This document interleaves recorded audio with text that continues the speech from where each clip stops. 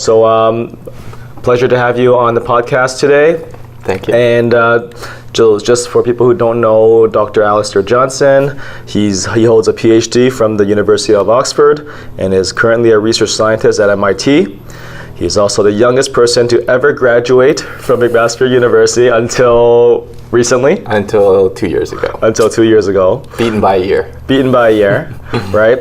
And he's named Forbes 30 under the healthcare category. Am I right? Yeah, that's correct. And Dr. Johnson analyzed data from millions of patients to identify novel treatments and create highly accurate artificial intelligence algorithms. So he is an expert in machine learning and AI, and we're ecstatic to have him on our show today. Yeah, thank you for having me. So just a warm-up question right now. So where are you situated right now? So yeah, I guess you said it. I'm at MIT right now, doing some research, mainly focusing around healthcare. I've always had strong interest in healthcare, working with hospital data from around America. Mostly we have quite a deep collaboration with the Beth Israel Deaconess Medical Center, so we will collect data from that hospital, analyze it, try to predict deterioration, try to essentially catch things which are going wrong before they go wrong. Yeah. Okay, so when you say collect data, what does that mean? So all hospitals nowadays, there's a lot of history to it, I guess, but the main driver in America was an act of Congress which gave strong incentives for hospitals in terms of money in order to go digital. So all the hospitals went digital and started collecting all their data on computers. And then people like myself and many other researchers realized, well, you have all this data collected on all these patients, and we can certainly use it to learn something. So initially there was a lot of epidemiology done, understanding different treatments, different outcomes for those treatments. And now more and more the systems are getting better. The data that's being collected is being collected more regularly, with wearables and those sorts of devices. And now you're getting to the stage where you can say, okay, well, maybe we can use this data to sort of predict the future, which is essentially what we do now. Okay, wait, so the wearable I'm wearing right now is being sent wearables are a good explanation, a good way to understand the increased data collection. You don't have them in hospitals really yet. A lot of people are doing pilot projects, but it's going towards that. It's more along the lines of, at least where I work a lot in the intensive care unit, and in that environment you have lots of devices monitoring the patient, like a wearable does, but better accuracy and that sort of thing, better sensors, that sort of thing. All right, so we can talk about the stuff later. So I want people to know a little bit more about you. So tell us about your background. Like, here's a question: who did you hang out with in high school? That's you're taking me back. So I actually hung out with somebody named Carl a lot. We would play euchre at lunch. Sometimes we would play with paper clips, and we would pretend to sort of have wagers, but they actually banned us from playing with paper clips because it could be a surrogate for money. I don't know why they thought 11-year-olds. And this was after we all went all in with like our 1,000 paper clips, and they still were very serious about this gambling policy. So wow, that was a little bit silly, but But you said you were 11 at that time. Yeah, so I was 11. I actually, my nickname was 12 because I guess that's the year I made the most friends. I kind of embraced it. I think I was and I continue to be quite self-deprecating. So when we all bought our sort of class sweaters, I got 12 stitched onto the arm to sort of embrace it a bit. But it was good fun. I mean, it was kind of like my calling card, like my shtick, is that I'm a little bit younger than everyone. Always making jokes when people, are talking about their driving test. I'm like, oh, what's a car? Just kind of joking around. Right. And so I moved around quite a lot. I actually was in Florida for a little bit of my high school education. Oh. Then I moved to Grimsby, Ontario, and went to Blessed Trinity. Graduated there, went to McMaster, like you said, a little bit earlier than some. How old were you? I was 15 when I 15. started. Yeah. Right. I wasn't really sure what I wanted to do. So happily, their engineering class is the same in the first year. You take physics, you take chemistry, you take all those classes, and then second year onward, you specialize, and it's somewhere in the first year that you actually have to decide what you wanted to do. So somewhere along there, they had the new degree of biomedical engineering, which I thought sounded kind of cool. I honestly didn't have strong idea of what it was, but it definitely sounded interesting. I knew I wasn't interested in civil engineering, say. Right. But you always had like engineering tendencies. Yeah, definitely. I was always going to be an engineer. My dad and I have been playing with computers since I was a kid, so kind of fixing things, problem solving. I would play these games. I actually looked it up the other day. Museum Madness was a game I loved to play, where you're this kid in a museum and you have to solve all these logic puzzles to prevent the aliens from taking over the museum or something silly. But it was like an education game that I was introduced to in, I think, a communications technology class. And it came out in 1994. And I actually wanted to introduce it to my niece because I thought it was such a great game, problem solving. So I was always going to be an engineer for sure. Right. So when you got to McMaster, you kind of just found your way into biomedical engineering. Yeah, I would phrase it that way. It was a very new program. It sounded interesting. I mean, I wasn't sure what to make of it, and I think biomedical is actually quite broad if you think about it. If you think about what I do, which is almost purely digital and sort of digital signal processing versus making a prosthesis, which I think is a much more tangible, more common belief of what biomedical engineering is. It's kind of like Alita, the recent movie where they made like that arm. Yeah, something like that. Like that, I think, when you say biomedical engineer, I think it's someone who's building those, and I definitely don't. So what kind of biomedical? Like you said, digital stuff. What is? Yeah. So my undergrad covered quite a bit of ground. So there was a bit of sort of modeling of systems, of biomedical systems, how they work. There was some medical physics. So how does an MRI scanner work? How does a CT scan work? And there are a few sort of basic medicine classes, so anatomy, that sort of thing. So it kind of covered a broad spectrum. Happily, they didn't. It was the second year, so I didn't quite get the totally new curriculum where they weren't exactly sure what they were doing by the second year. They had tried it, and I remember the first year had to take ecology, and we didn't, and happily, because I don't think I would have done well in ecology. It's a little bit out there. Right. So yeah, I kind of fell into it. I always was kind of interested in human body and medicine and how that system kind of works, and I guess that's been a driver throughout in terms of what I choose to do. And so how did that feed into you ending up in Oxford? Yeah, so I was finishing my degree. The third year and the fourth year of my degree, I think, were the most interesting for me. I think especially the fourth year. So in the first few years, it was very much a general, I would say mostly an electrical engineering degree with some medicine thrown in there. And then in the fourth year, you really sort of specialized in those courses, like I said, medical physics, and I got really interested in that. And then I wasn't really sure what I wanted to do. I didn't feel like joining the workforce. And my dad and I had a conversation, and he said, why don't you sort of continue? Why don't you get a Ph.D.? Why don't you try this program at Oxford that I've been reading about? So we talked about it. I think actually initially I was thinking I would do the master's program there. Right. Mainly because it was the same idea as my fourth year. They were teaching sort of a broad spectrum of biomedical engineering type research, and I figured I would get a little bit more exposure, and then I would find something I'm really interested in and run off with it. So I was originally going to do the master's program, but they suggested, and my dad suggested, well, you could also try the PhD program as well. And I got into that, which was great. Was it like a crazy process of applying to this? No, I mean, I don't think it was it's like any other university. You have to get the transcripts, you have to get the letters. Happily, I had some nice professors who gave me some letters of recommendation, even though, now that I look back at it with a bit more experience, I realize I was, one of the one of the undergrads who comes to you and is like, oh, could I have a recommendation? And they've been in the class, and so I'm very grateful for them for helping. I also did a summer. But you always stood out, right? You always stood out as being like.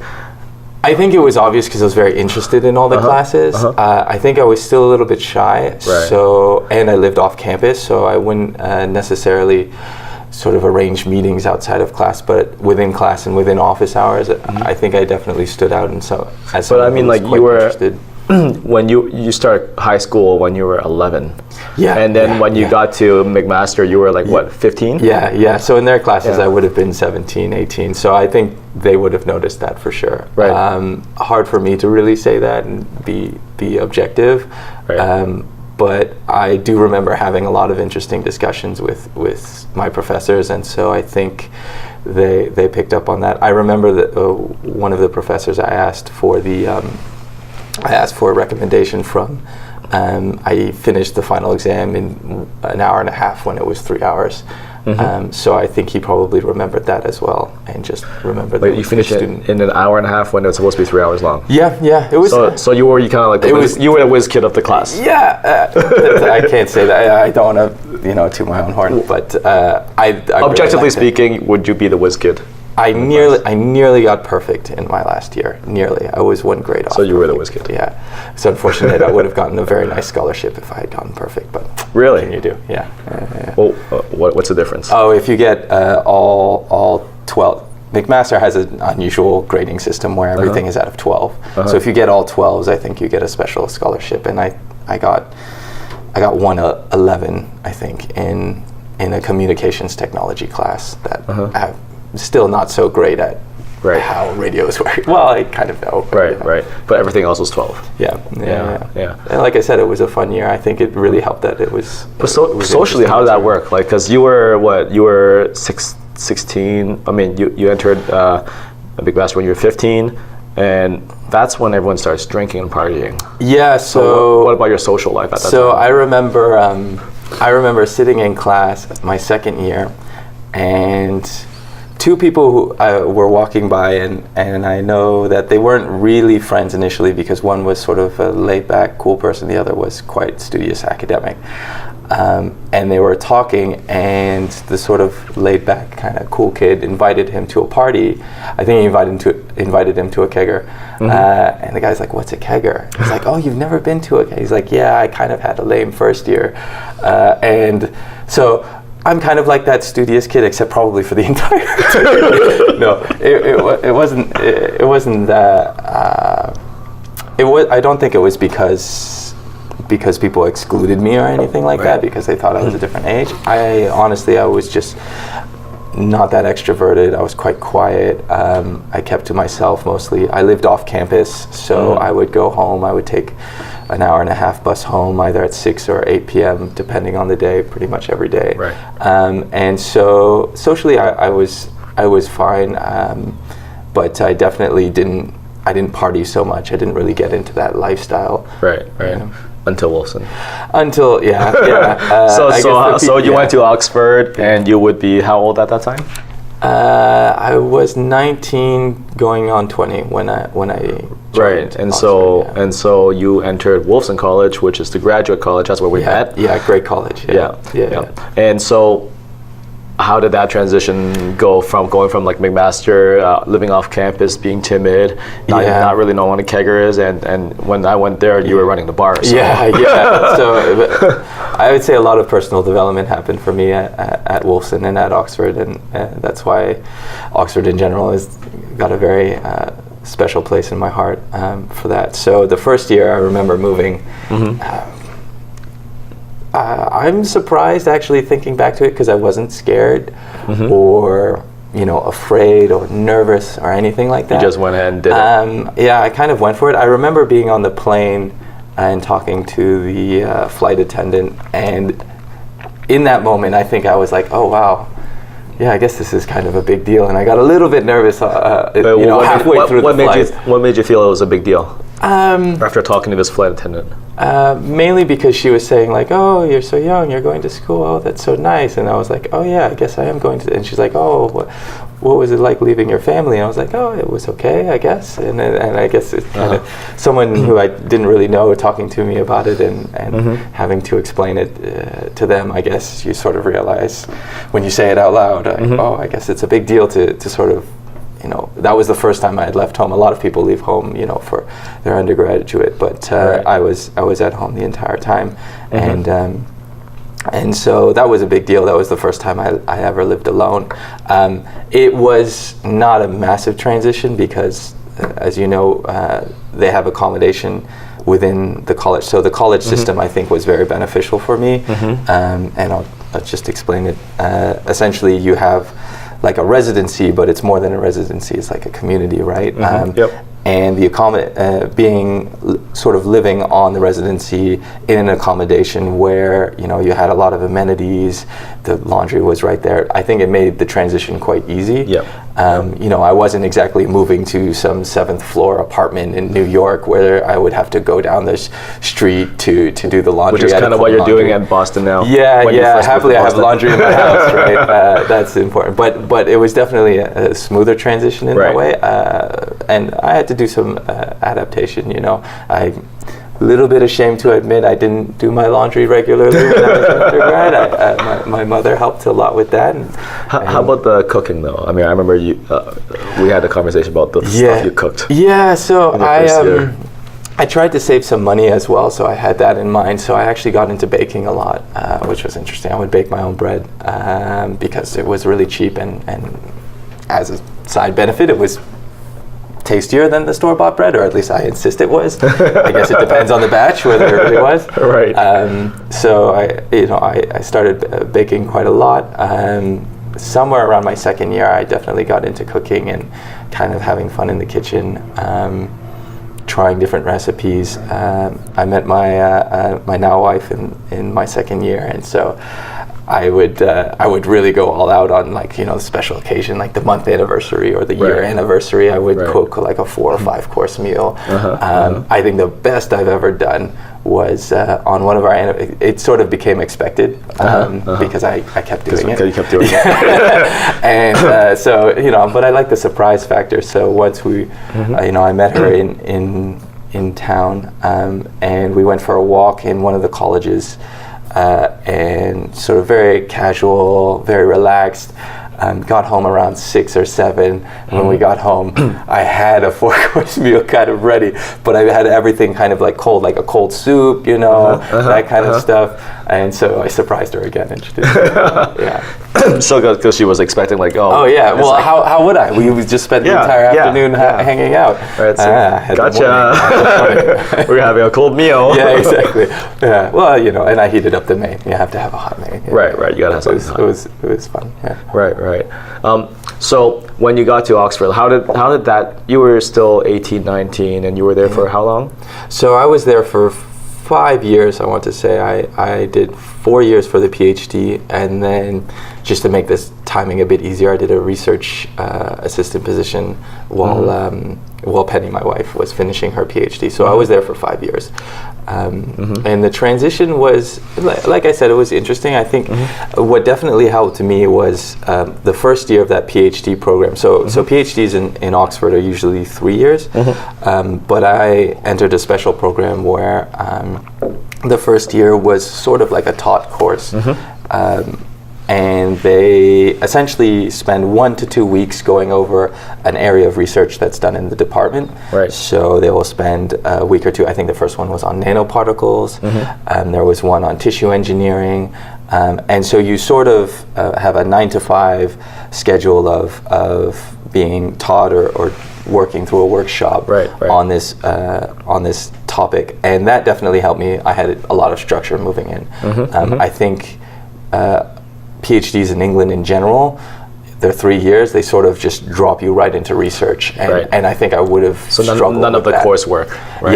Yeah. I think I would have struggled with that for sure. So having the sort of structure, being introduced to all the topics, having a week or two to see, like, do I like this? Would I want to do a PhD on this? That was very helpful. Made the transition a lot easier. Right. How about socially, like personally? Because, you know, it is your first time leaving, and then you know, you said I mean, how did you integrate into Wolfson? Because everyone there, it's a graduate college. Everyone's older. So once again, you were like 18, 19, but people are there like what, that's 20? True. But so definitely, and that's helpful, right? But I see it from the other angle. Most people there are around the same age, or at least the same life stage. They're trying to get a bit more education. They're very excited to be, somewhere new, somewhere as beautiful as Oxford. Excited to meet new people, talk about their interests, because you don't just have sort of engineers in Wolfson in one college. You'll have literature majors, you'll have philosophy majors, international development majors. So you get that really kind of interesting really mix. Yeah, and I think in my PhD, I was definitely still the youngest for a long time, but it moved away from defining me to just being kind of like an interesting quirk, like one of my interesting quirks. Everybody sort of had something interesting, I was talking to someone who had never seen snow before, and we had snow that first year, and it sort of took a backseat, which was nice, still kind of cute. My first year, my roommate, Nisha, who actually I'm still really good friends with. I went to her wedding a few years ago, which was amazing. But she sort of was a little bit like a big sister to me, I guess, which was also very helpful. Took you under her wing. Yeah. So that still happened, but I think throughout the PhD, less and less, and like I said, it was kind of like a coming of age in a way. Right. So tell me about this Forbes 30 under 30 accolade that you have. I mean, that's a pretty big deal, it seems. I guess so. I was almost blindsided by it, to be honest. So it happened very quickly that I received an email. They said, "Oh, you've been nominated. We're going to have an election, and just to let you know." And then they said, "Okay, well, you've been selected. Can you send us a 5,000 by 5,000 resolution photo in 2 days?" Wow. So it was just like they selected you out of the blue, and then it was very quick. Who nominated you? I have no idea, and I'm so curious to find out. I really want to know, because I'm definitely an atypical choice, I think. So I look through the rest of the sort of my the other candidates, alma, my Forbes alma. I don't know how you refer to it. But they all sort of are in startups, right? Very entrepreneurial, doing that sort of thing. And I think I was the only academic. I was the only one who was in the academic system. So I'm kind of, at the very least from that, I'm an interesting nomination. And I was very flattered. I'm kind of very happy that it happened, because I have my area of research which I push, and it's sort of like validation that that's a legitimate area. You always have this sneaking suspicion that you're going to work on this for 5 years, and you picked the wrong horse in the race. So that was very nice. Right. Because that's always a problem, right? When you do research, you throw 5 years in there, and you realize someone developed a better method, or like it's obsolete already. Or your approach was the wrong approach, and that happens a lot. That happens all the time. Right, because like science is, it's the worst thing you can have. One of the terrible things that could happen in science is like the hypothesis I've been working on is okay, you're just a false, it's false. Is it right? And that happens. Right, and that happens, and that's life. So receiving the award was wonderful. Right. So how old are you right now? I am turning 30 this year. You're turning 30, so you're officially getting to the big three. You're getting to the big three. Right. So you're research, right? You said what you're pushing in terms of your research. So in terms of your research, how does machine learning or AI? I mean, when I said AI, you told me it's machine learning. I mean, what's the difference? I guess when you're talking among scientists, you call it machine learning, and when you're making slides, you call it AI. Right. So that's a little bit flippant. So essentially, AI is kind of a rebranded term, so it becomes a little bit confusing. AI used to have a very specific meaning of artificial intelligence, of like the movie AI, right? The Spielberg kid. Yeah, the little kid talking to you. Or iRobot. Yeah, or iRobot. Will Smith. Classic Asimov sort of stories. You know, of these reasoning beings which were created artificially, I guess. What's an Asimov story? I know what that is. Oh, so iRobot was based. iRobot was based off a few books by Isaac Asimov, and he coined the three laws of robotics, which are very famous. Eventually, he added a fourth because started to believe that the three weren't sufficient. And I won't spoil the story, but definitely should read some of those stories. If you haven't. So AI used to mean this sort of creating intelligence, essentially. Right. It's in the name, and I don't know where it changed, but essentially there's a huge resurgence in neural network research. So neural networks were this model for making a classification that you would want. So say you have a picture and you ask the question, is there a cat in the picture? A neural network was a type of approach of telling you if there's a cat in the picture. Very famously, there was a TV show which made an app to classify if it's a hot dog or not. So that's another case of like a neural network. And for the longest time, neural networks were one of the tools you had in your toolbox. There are neural networks, there were support vector machines, and they sort of had a lot of excitement around them. The interesting thing about them is they have a biological basis. They're sort of trying to emulate the way the brain works in terms of you have these little neurons, and these neurons are interacting in some way, and if sort of enough of the neurons in your brain fire, then you feel something or you decide something, or at least that's kind of the loose logic. Right. Yeah. So these neural networks you're talking about are all digital, are on the computer. Yeah. So they actually were called artificial neural networks for the longest time, ANNs. And just to differentiate them. When? So they 80s? Started around I would say 1960s with Rosenblatt, and there's some work. I think they call them multi-layer perceptrons. They like to change the name just to confuse you every so often. It's basically rebranding. Yeah, maybe. I mean, I think artificial neural network is a pretty good name because it really it's we base this model in biology, but it's not biological. So as an example, in biology. You have action potentials which go between neurons, and so whether an action potential goes or not, that's the neuron firing. But also the amount of time it takes is also a factor, and we don't consider any of those factors in artificial neural networks. So they are certainly a simplification. All right. So a lot of this stuff is just going over my head. Can you speak in plain English? So essentially we had this artificial neural network model. I say we. This clearly predates me, and they were there's a lot of excitement around them, and then this excitement receded, in part because someone showed that there was this really simple toy problem that they couldn't solve, that they just fundamentally couldn't solve, and there were caveats to it, but most people didn't pick up on the caveats, and I think the combination of a lot of excitement, like we're emulating the brain, and then realizing like there's this really basic problem that they can't solve, had people sort of pull away from that field. And then very recently, 2010, 2012, some researchers combined, oddly enough, graphics cards with these neural networks because they realized that graphics cards for computers are being built to make these amazing displays, and it turns out the way that they do that computation is very similar to the way the neural network does the computation. Okay. And I don't think it was obvious to many people before, but essentially it turned out that the key to get these neural networks to work were some device that could operate quickly, and a lot of data. So pretty much the hardware at that time wasn't able to support this kind of development.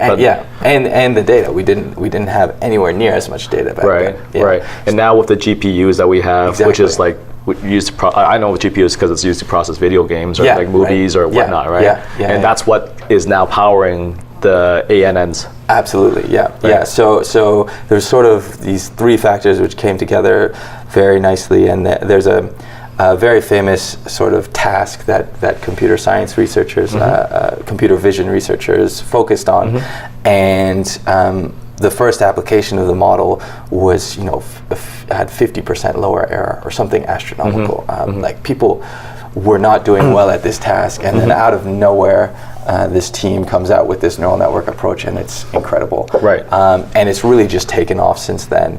And so I think the combination, now I'm realizing this is a very roundabout answer to your question, but I think it was the combination of the fact that we use artificial neural networks to sort of do some really amazing things which feel like only humans can do. I think people have said, oh, well, this looks like artificial intelligence.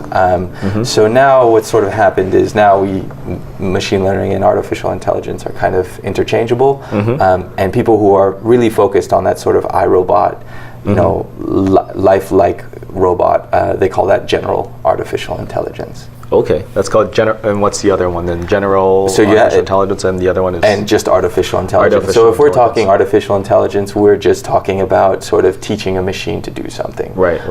But if we're talking general artificial intelligence, we're talking about like Terminator stuff. Yeah, we're talking about like teaching a machine to reason, maybe have intelligence, have some, concept of what a world is. Yeah. So here's a question. I mean, are we going to be replaced by machines anytime soon? Let's get straight to it. Yeah. So probably next year, January. No.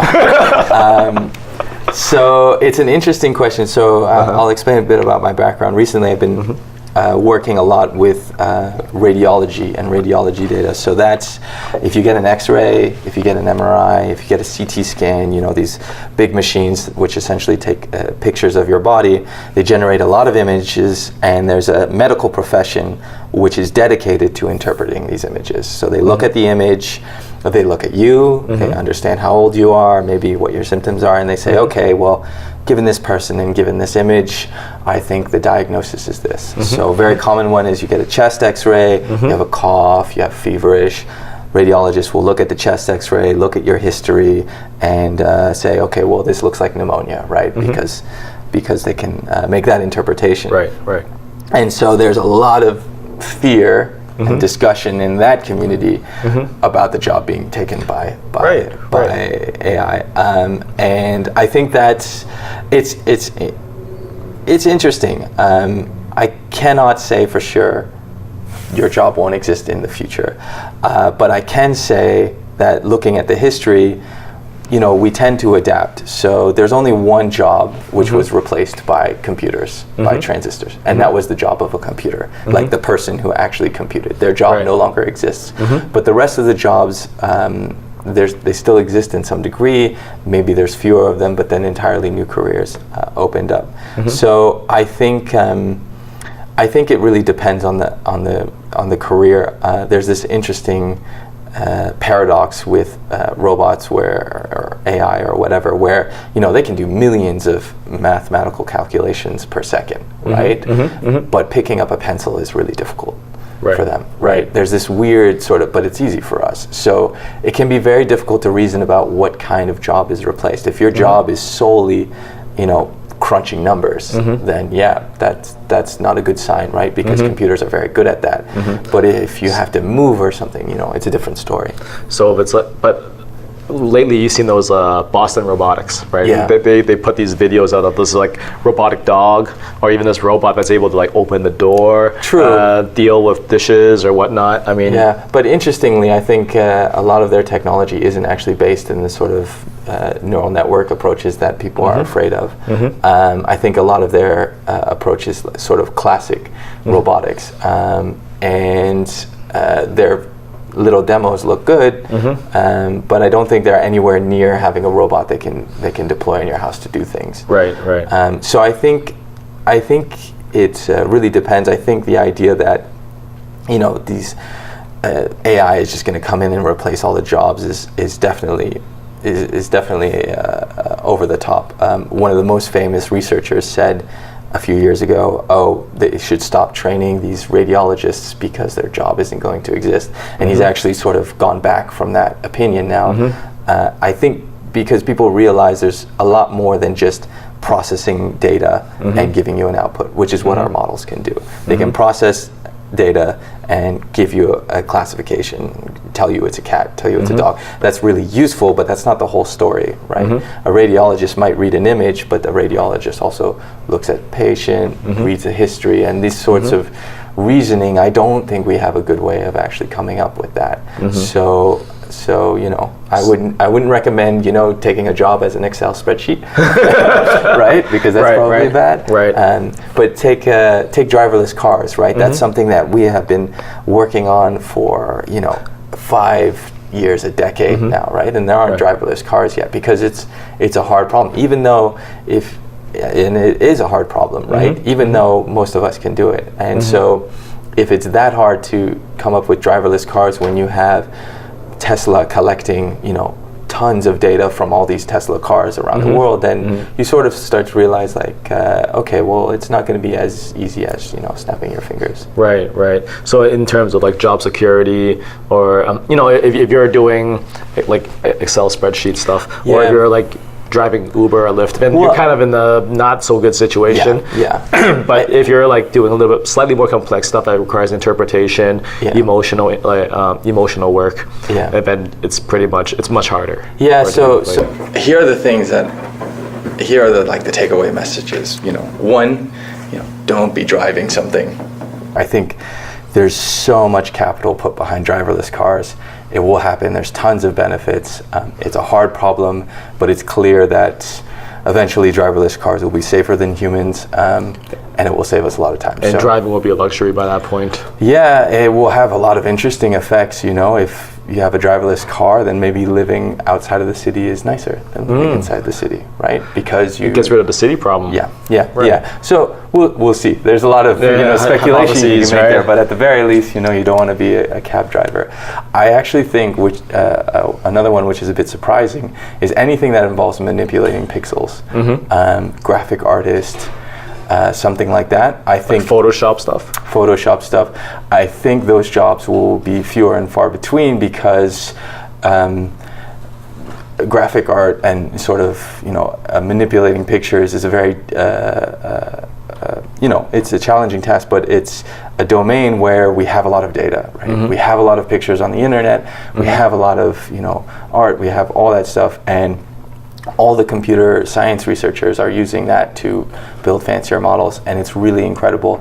Just this week, a group released a model which can make Mona Lisa speak.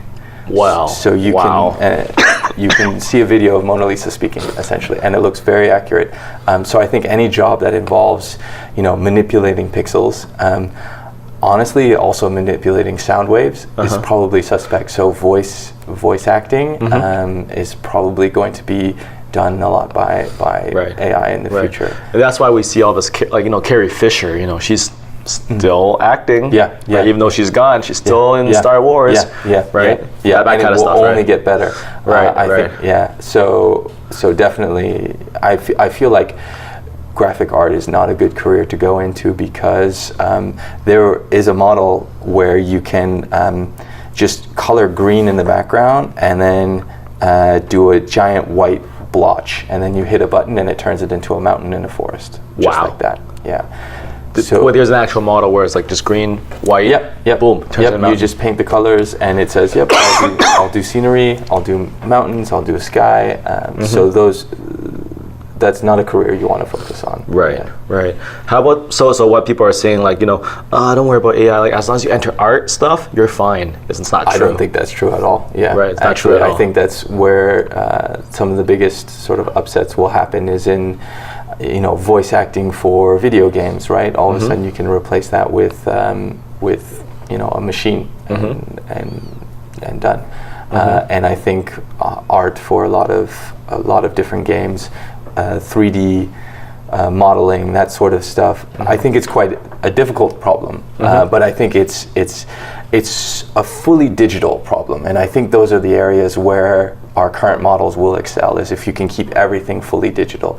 I think once you start interacting with the real world and you run into issues where the model doesn't have all the information it needs, then you're in trouble. So for example, in my field in healthcare, people are trying to build models to make decisions, but the reality is at the current stage, the model can't see everything. The data isn't accurate enough to really drive the decisions. So an interesting example would be the models I build would have your heart rate, your blood pressure, your creatinine level, all these sort of lab measures, but it won't know the color of your skin because that doesn't exist. And if you look at someone and you see the color of their skin is off, you know they're sick. But the model is totally blind to that. So I think you're sort of thinking of jobs where everything is completely digital, and if that's the case, then you're a little bit worried. So if it's something like dancing, you're probably in a pretty safe position. I mean, I think maybe we will have a dog which dances, a robot which dances. But I think those sorts of, actually, in general, the biomechanics of the human body are very difficult to replicate. The knee, the hip, all these things. Anyone with a hip replacement will tell you it's not the same because they're actually very, very impressive and complicated systems that we don't fully understand. So I think a lot of that sort of tactile activities, they wouldn't be replaced, and I actually don't think people would. Well, maybe they would all want to watch robots rather than humans. I think there's something to watching another person who's honed their skill over sort of a lifetime. I think there's something to that at least I would hope that robots doesn't be replaced. Right, exactly. Nobody wants to watch the Olympics where the darts are thrown by a robot, right? That's fair enough. right, that's true. Yeah. That's true. If you're going to recommend people who are listening to this podcast to equip themselves with skills for the future, what skills are we talking about? What would you recommend people to prep themselves up for so that they can be able to flourish in the future? So, hopefully I'm not too biased, but I definitely think a technical career focused on programming or software engineering, I think those are winning tickets. So coding. Yeah. So essentially, computers are general process, objects, and they're sort of like one of my professors made the equivalence that they're like very dumb file clerks, but they're very fast. And I think the ability to tell a computer what to do, to automate something, I think that's key. I think that's a very useful skill. There are people who can now automate, many of the activities in their home with computers. So I think that really is the technology you want to focus on, the sort of career. It's very common. It's very in demand right now. That's what I want to say. As sort of a skilled tech worker, have a very nice salary, very comfortable lifestyle, and I think it will continue like that. Because I think there will always be a need for someone to design the computers, design the systems, that sort of thing. Yeah. So it sounds like machine learning or AI, it's more like a tool. And and a tool is only as good as the person who wields it. Yeah. It's interesting. There was a criticism by Lady Lovelace that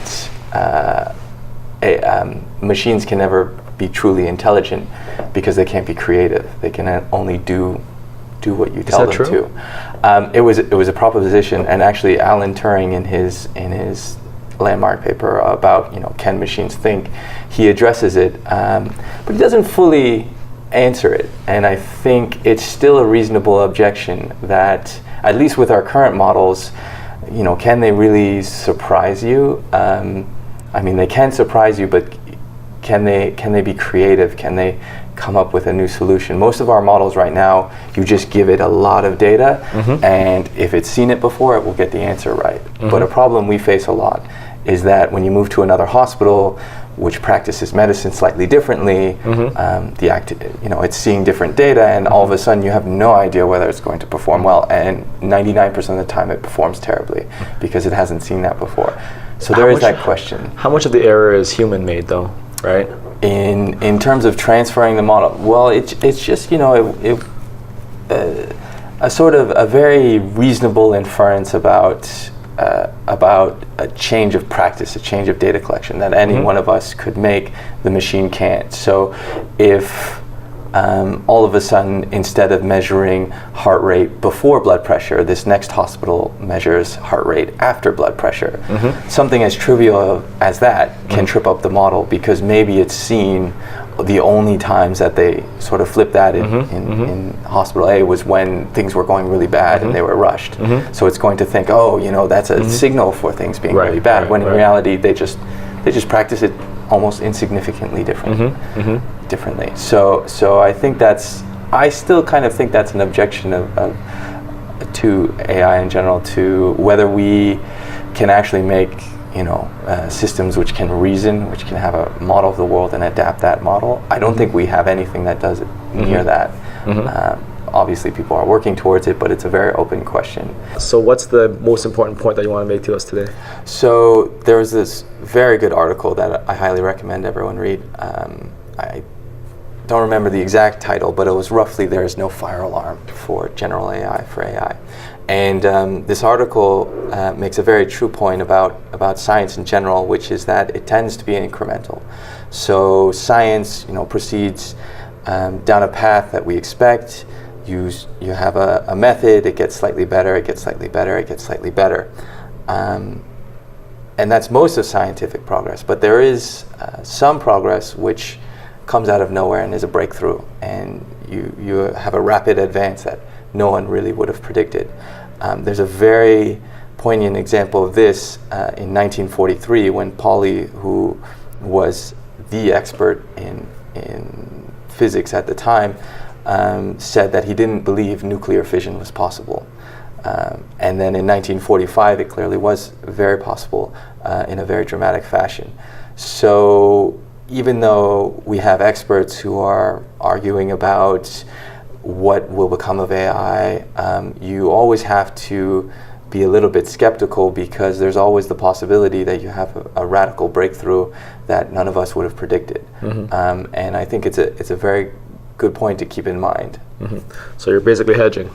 Yeah, you could say that. I mean, you know, you only need one black swan to throw everything off. Yeah, the money is on that we don't have any breakthroughs, that we keep having incremental progress, that you know, you can sort of predict which fields will be most disrupted, but there's always the possibility that a researcher from a university comes up with a totally new way of doing things, and all of a sudden it's a lot more dramatic of a change. Right. Here's another question. Last question. I just thought of it on the spot. Corporations versus universities. Like, where is this research happening? Where is it happening in the corporations, or is it happening in universities? It's a very interesting question, and it's a change in the dynamic which I don't think anybody fully understands. A lot of this research actually requires a lot of money, because it requires a lot of computation. Right. And it's shifted into these companies who have research arms. So Google purchased DeepMind, and that's that's big from Oxford. That's a big research organization. Actually, and you're not sure if it's a commercial venture or a research organization, but at the very least, at all the top quality top conferences, they are publishing very high quality articles. And you're also starting to see career paths emerge, which are 80% in a company and 20% in a university. And with that 20% of time, you can do what you like. In the university, you could mentor a student, you could teach a course, you could sort of do. And that's a very sort of new development. I think research was traditionally in all the universities, and it shifted into these companies. Because you simply don't have the capital. And they do, and there's a lot of advantages. There's a lot less, surprisingly, bureaucracy in these corporations if you're on the ground. a lot of what you do as a professor at a university is trying to bring in the money, is applying for the grants. Right. And so it's quite attractive to join a company and not have to worry about that. Right, just give you the money and just go do your research. Yeah, exactly. There is a question of incentives, though. Exactly, right? and the whole integrity behind the research for the sake of research, right? Yeah, exactly. So it's unclear whether this is a good change or a bad change. I think there's a lot of good quality research being produced by the companies today that wouldn't exist if they didn't try it. At the same time, there are a lot of people who feel a little bit left out or feel that it's difficult to make progress because they don't have a vast army of computers available to them like these other researchers. Right. So it's hard to say. I would say I'm not entirely comfortable with companies becoming sort of the leaders of research because of the incentive problem, because they're accountable to stockholders, right? Yes, and they'll push the research in a direction that, more likely is more likely to produce shareholder value. Right.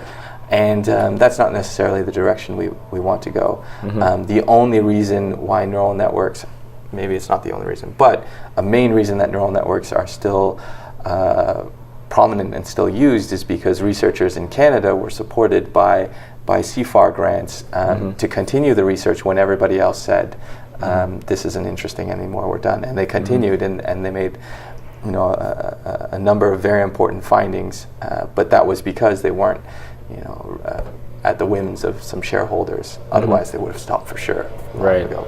So that's interesting. I can't say I'm super happy with it, but I have to acknowledge that it's been very beneficial to the field. So the future is, it's pretty much all uncharted territory here. Yeah, it does seem like it will just continue to move to corporations. Academia is outdated in a lot of ways.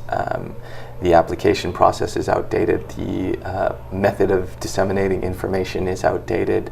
The method of acquiring funding, rewards those who are arrogant. I would say perhaps mislead you. Perhaps are too confident in a decision. Will try and sell you. I don't have to throw stones. I know my laboratory is funded by a grant where in 2001 they were saying they were going to have algorithms which, made decisions for patient care in 2001. It's 2019. We still don't have those algorithms, right? So the sort of grant mechanism does encourage you to overpromise, I guess is the way I'll phrase it. And that's clearly not for everybody, and that pushes a lot of people out of academia who would be brilliant researchers. So I think it will continue to move towards corporations, and I don't think we know what the meaning of that is yet, and I think we'll learn soon. All right, thanks a lot for your time today. Yeah, really appreciate it. Thank you.